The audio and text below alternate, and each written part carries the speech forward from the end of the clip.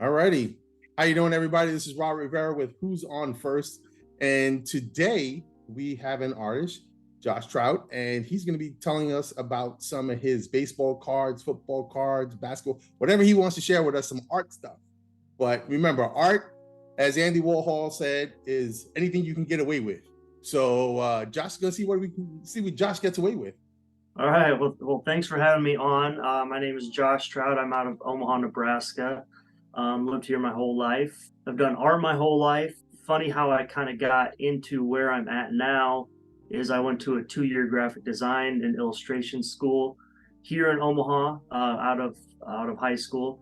Right out of that, I went straight into the business side. I guess I worked for several different printing companies, doing desktop publishing, doing interior branding, large format printing, that kind of stuff. And I literally stopped doing physical traditional art for 15 years coming out of high school or coming out of college.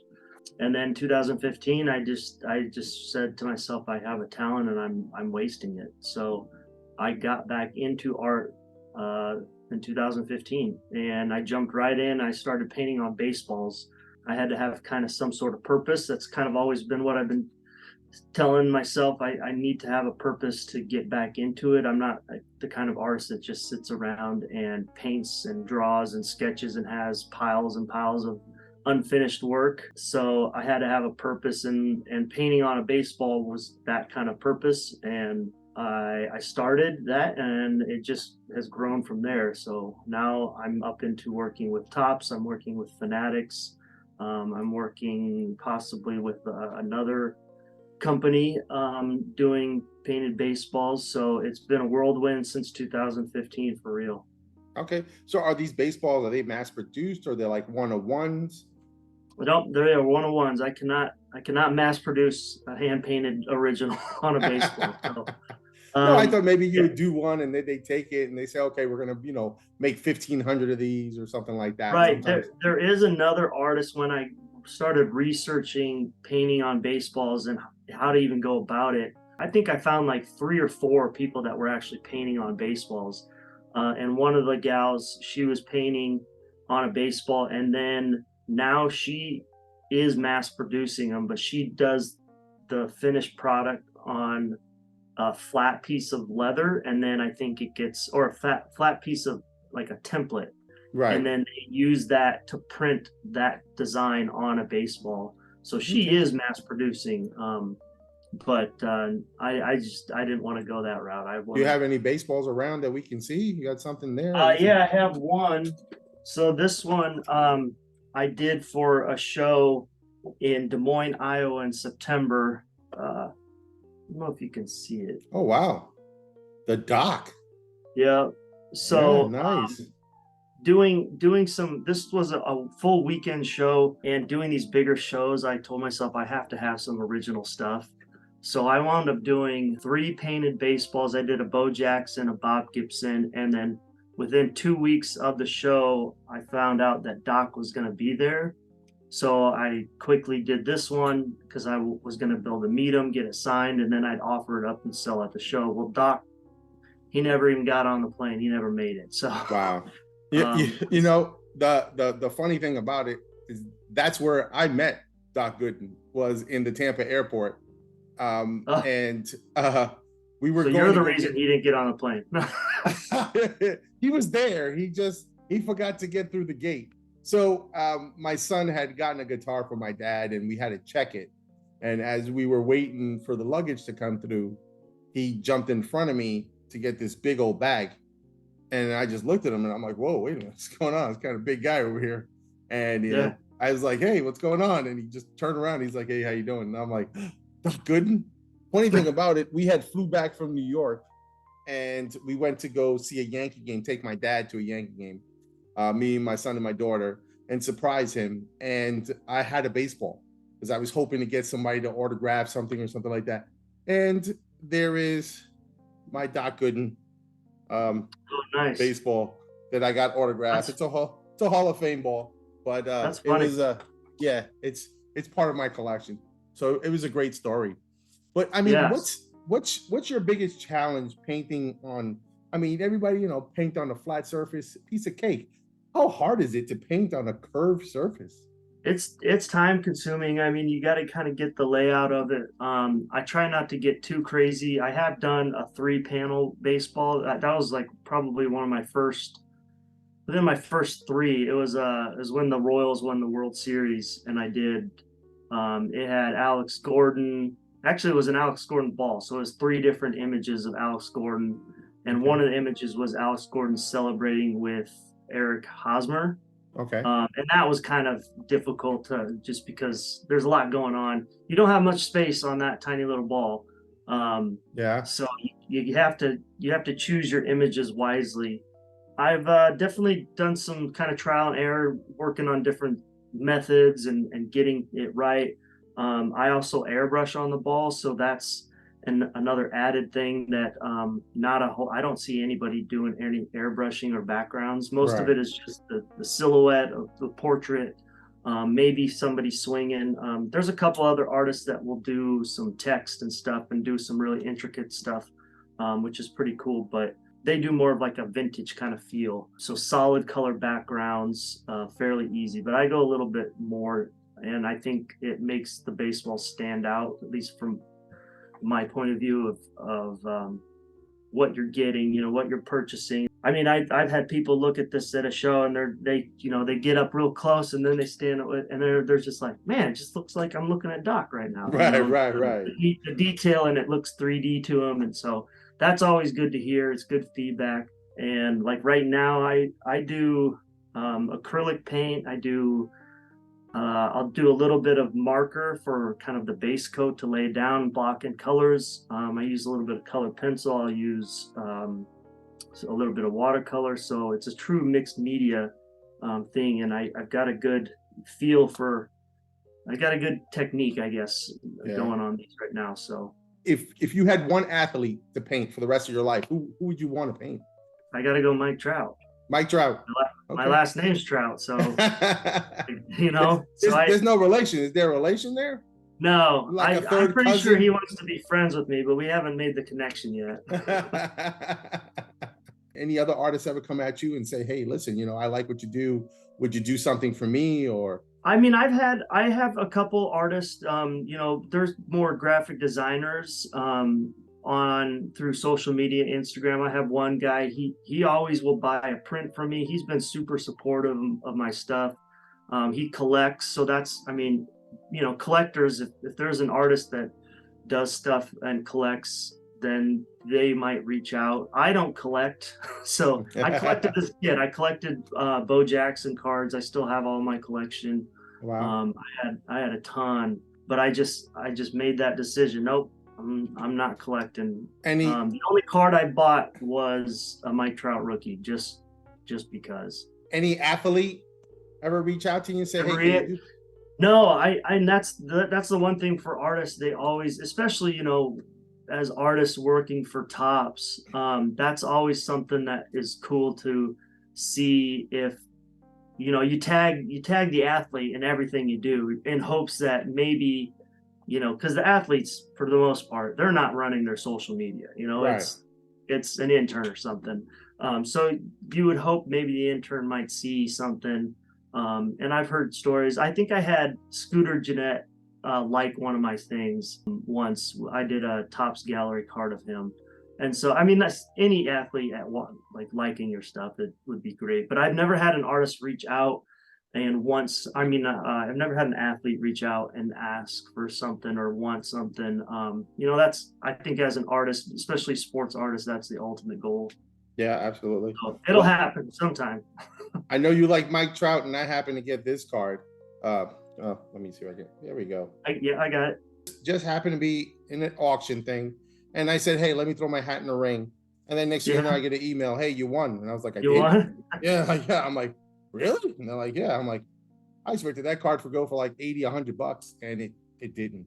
It didn't. Nobody was Yeah, really." so I'll look at eBay and see if any of my cards from Tops will pop up on eBay, which they they tend to do, because they're an original sketch card, and it's an automatic throw up on eBay if it's not a PC for them. Right. Um, And if I see one of my cards going lower than what I think, I'll bid. I'll put a bid on it You'll buy it back.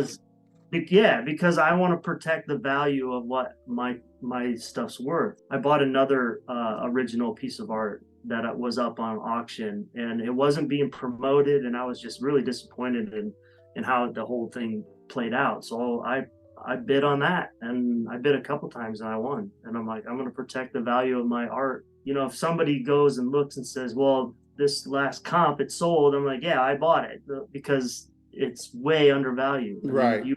if you ask me to do a commission, which I take commissions on my Topps cards, I get a very low amount each year. You know, if somebody commissions me, I mean, you're going to be looking at 350 is the very minimum right now. Okay. That keeps raising. So I'm like at 400, 450 for a portrait. Okay. And people still tell me you're under. I'm gonna let everybody in on a little secret. Josh sold me some cards, and I'm excited to get them.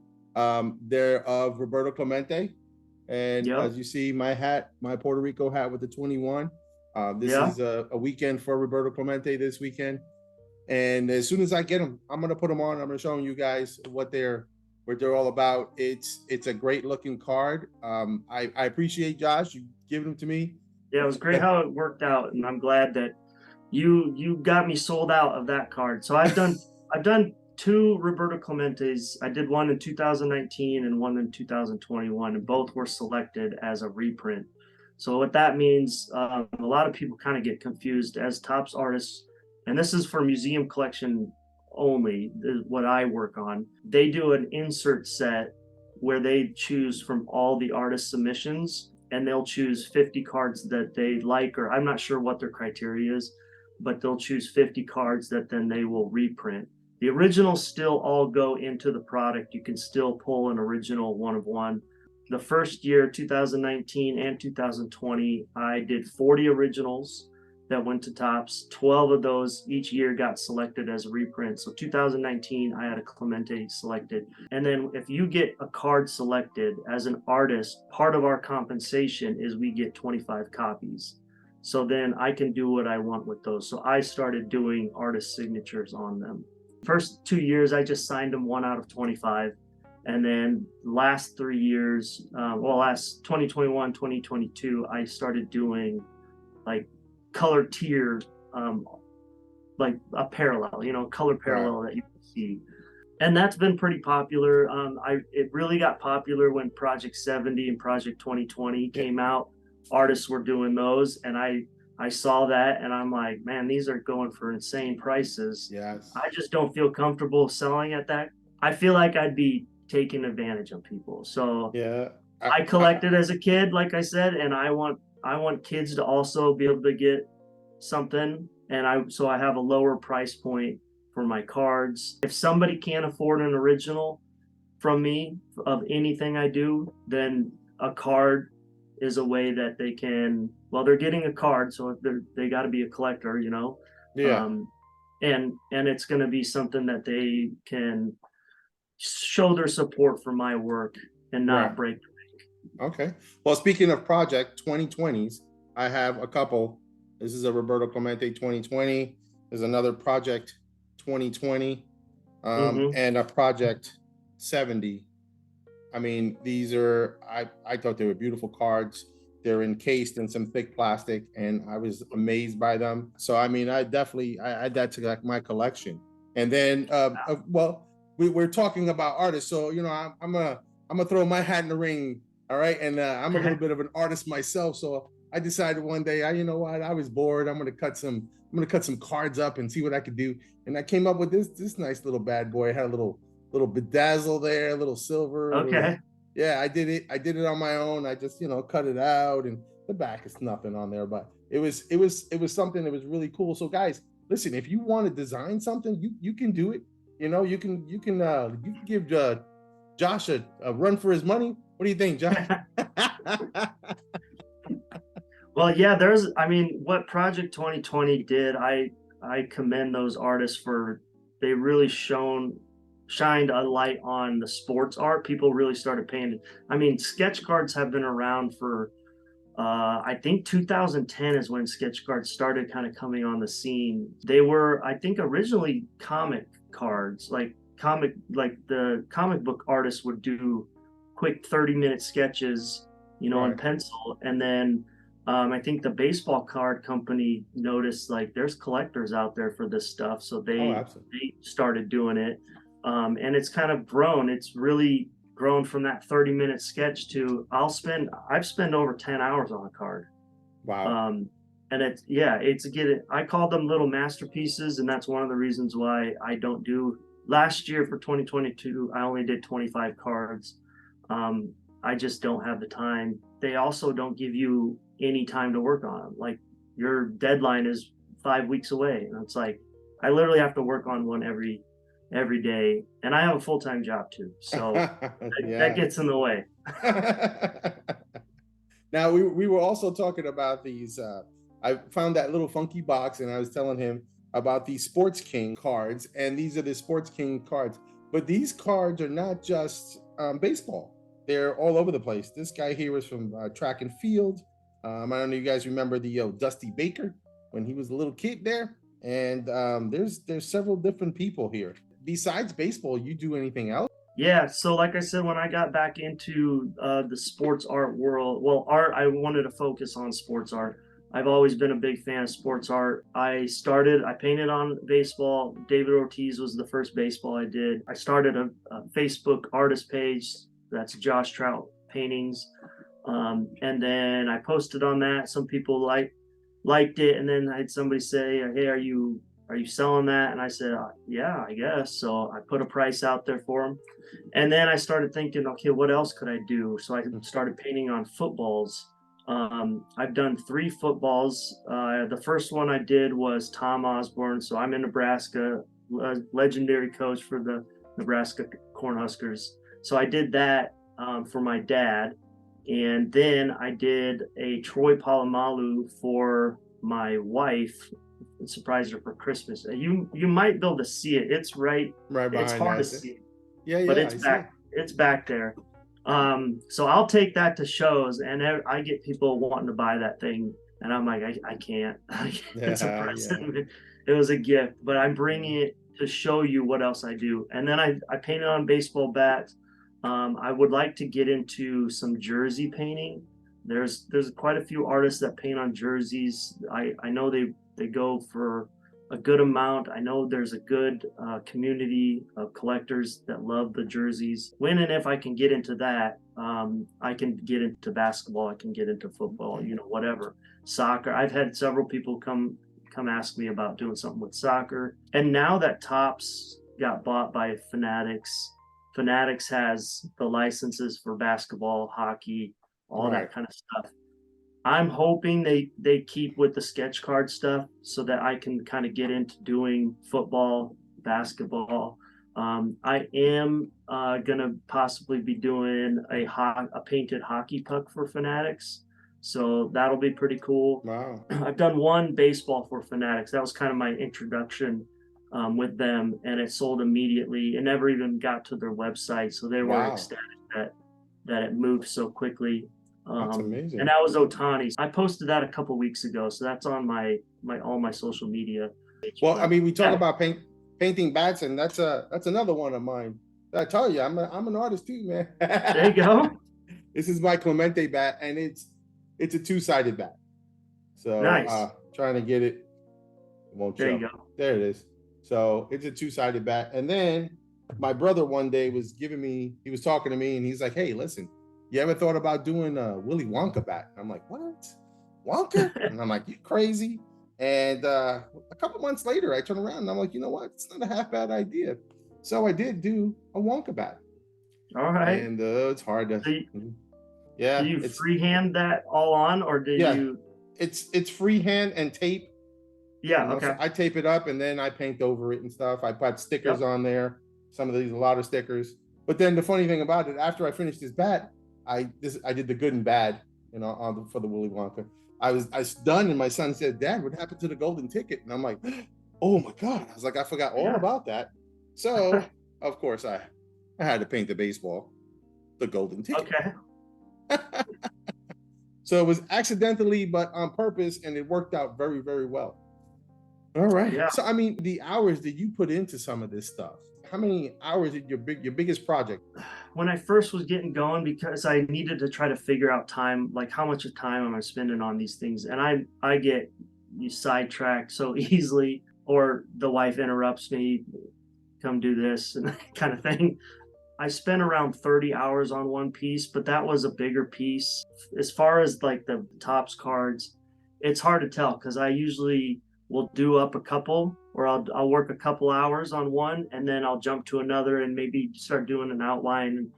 So I jump around a little bit, and I actually find that is helpful, especially if I'm working on a piece for a couple hours and you get into kind of a rut Yeah. where maybe you don't like how this is going. Set it aside, take another one, lay it out, and throw down some base color, get that one going, and then come back to the other one later, get a kind of a fresh take. It's kind of like taking a break. During work, you kind of Yeah. recollect yourself. The Willy Wonka bat took me 3 days, and Yeah.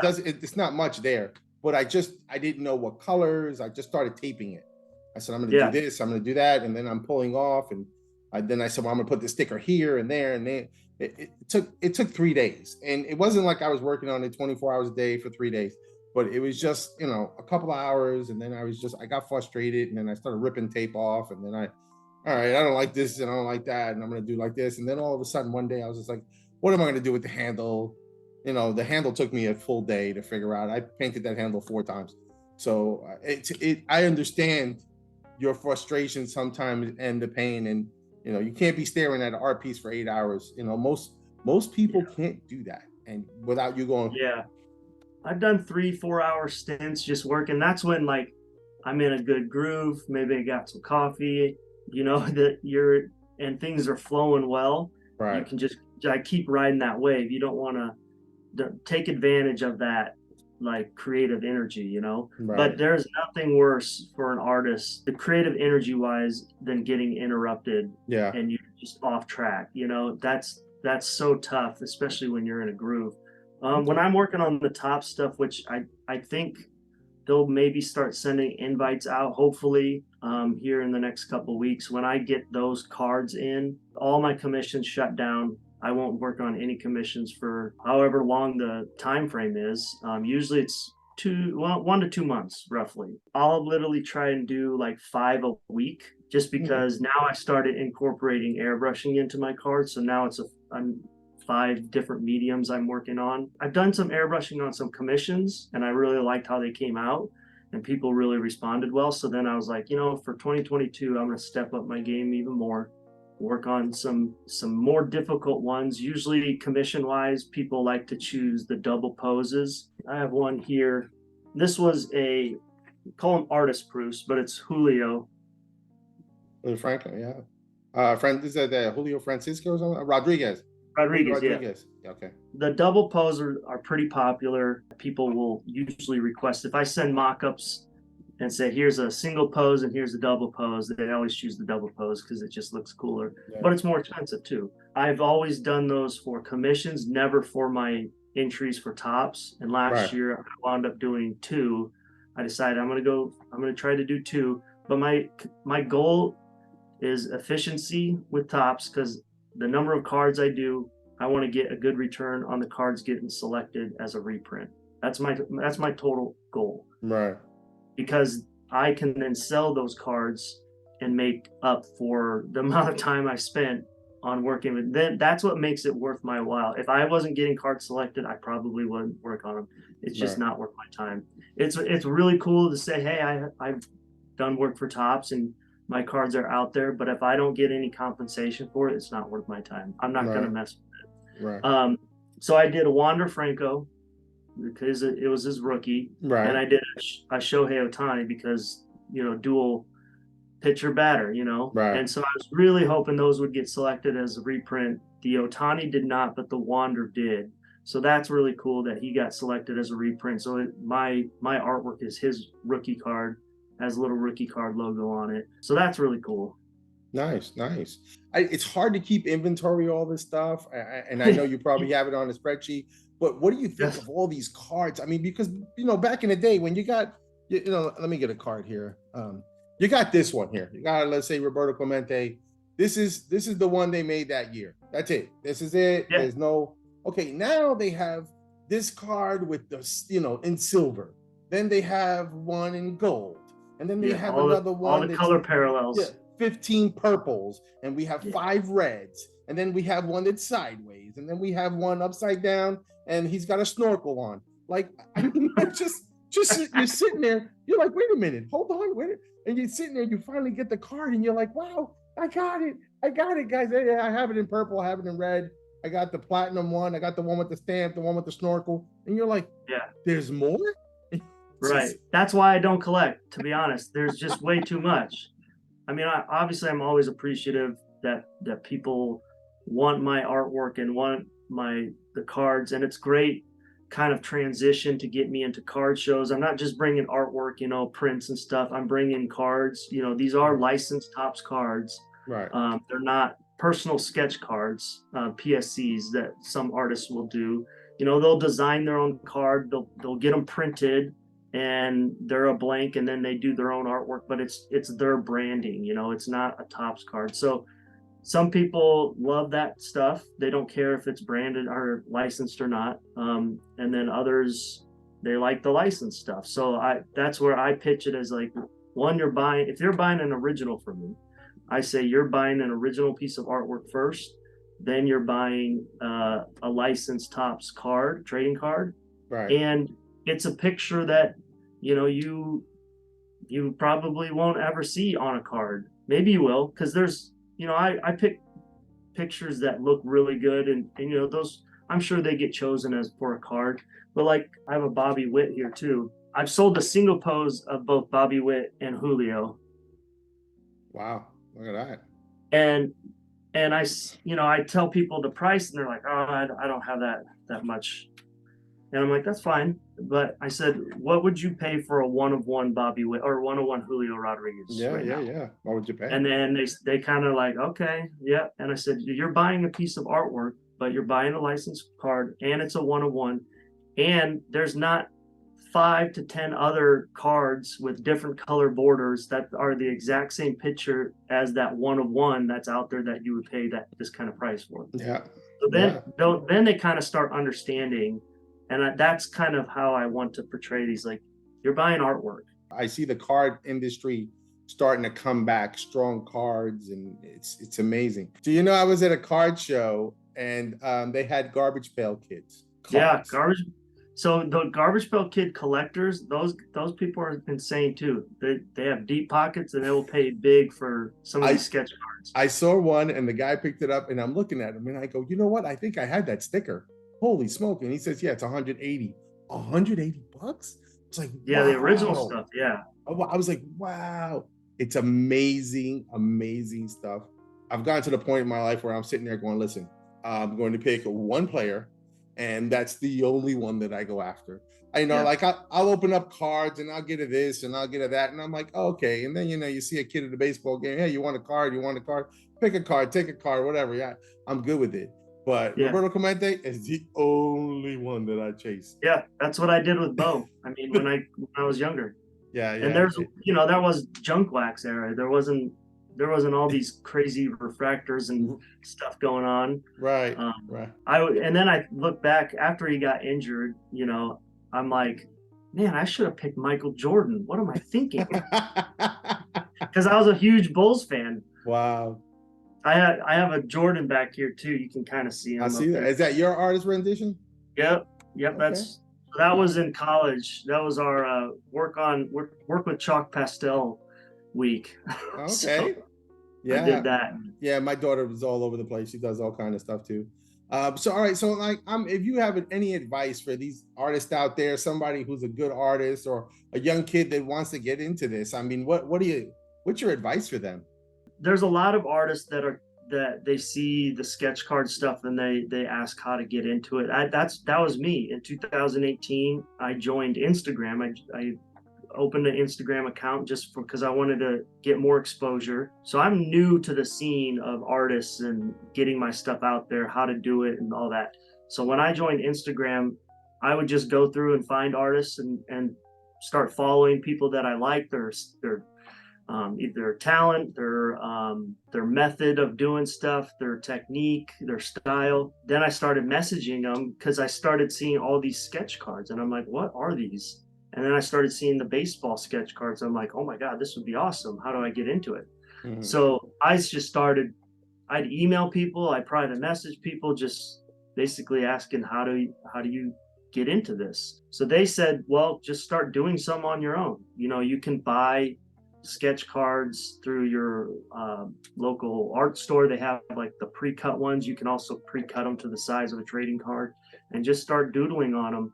And so I did two. I did a Mike Trout and I did a Luke Skywalker, and I posted them online. I got messages till 2 o'clock in the morning, either likes, comments, what have you. From there, that was kind of my path. Topps got a hold of me. They emailed me. Topps used to have an application online. I don't think they have that anymore, but I think I filled that out, and maybe that's how they got a hold of me. I know they often will scout the different forums and stuff looking for different artists. And so that's, if you want to get into the sketch card side, that's kind of how I did it. But just art in general, do your work and post it in different Facebook groups. That's another good outlet. You'll start joining different Facebook groups that focus on what you like.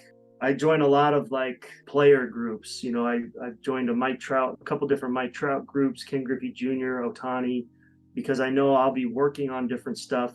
And if something comes available, I'll post it in there and let people know. Give me 1 second. My camera went. Yeah, I was wondering where you went. I'm just Yeah. talking to a bunch of baseball cards. It's back up. Sometimes it overheats. Yeah, Okay. man. I mean, that's amazing, and that's always been my motto. If you want to get good at something, you got to get out there. You got to practice, and if you want something bad enough, you got to go for it. It's 2023. It's a new year. Whatever happened in 22 is done, and let's get it done now. Well, Josh, thanks for being on. I appreciate it so much. The great information. If somebody wants to reach out to you, get in touch with you, get one of those great pieces of artwork, how do they do it? So social media is my outlet. I don't have my website up yet. Facebook is Josh Trout Paintings. Instagram, Twitter, and TikTok is all at the letter J Trout Paintings. I'm super responsive, obviously, like I mean, as soon as we got to chatting for a while. yeah, we connected pretty quick.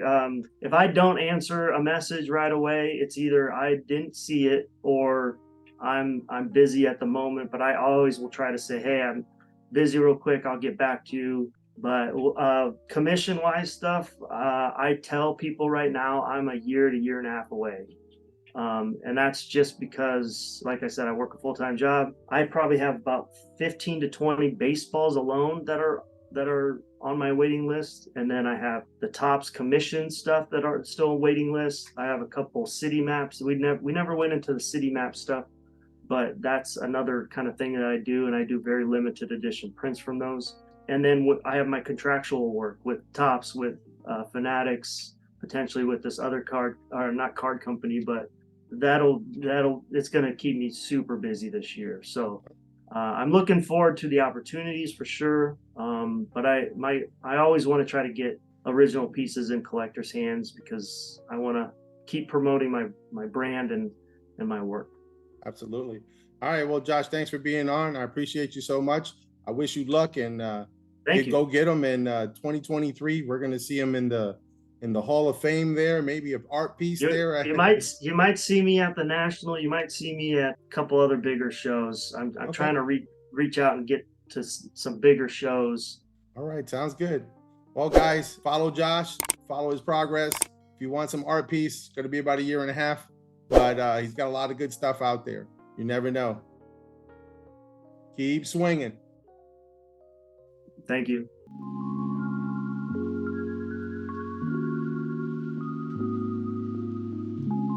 If you like the show, please do me a favor. Subscribe. Right. You see it? It's right there. Subscribe, share, like, and don't forget, put that bell on. It'll ding you when I put something else on, all right?